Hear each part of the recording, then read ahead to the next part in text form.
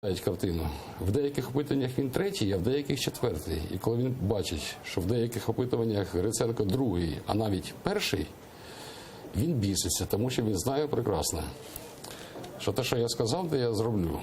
І він піде під суд в разі обрання президентом. І є за що. І це за що я не ховаю. А за что? Ну-ка, давайте подробнее, пожалуйста. Я це виклав ще в січні 16-го року. На нього і на більше десятка інших посадових осіб в своїх показах ініціативно в прокуратурі протягом 7 годин. І ці покази лежать. Вони не рухаються, вони не пішли в суд. Якби це була правова держава, і якби генпрокурором був не кум, вони б вже пішли, і я готовий, оскільки я поставив підпис, розуміючи, на що нариваюсь, на кого нариваюсь, з спецслужбами, з усім, тим не менше я поставив свій підпис. І сказав цьому слідчому в чині, еквівалент полковника, якщо ви будете це все гальмувати, на вас відповідальність, а далі на Матіуса, далі на Луценка. Вони тоді підуть як співучасники, тому що так не можна. І Порошенко це знає прекрасно.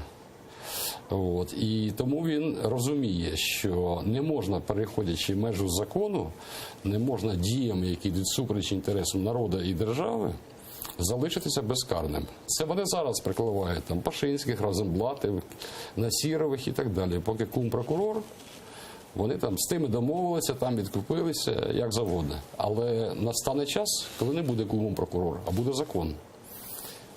І коли і бідний, і багатий, і чиновник в першу чергу, і рядовий громадянин будуть відповідати по закону. Смотрите,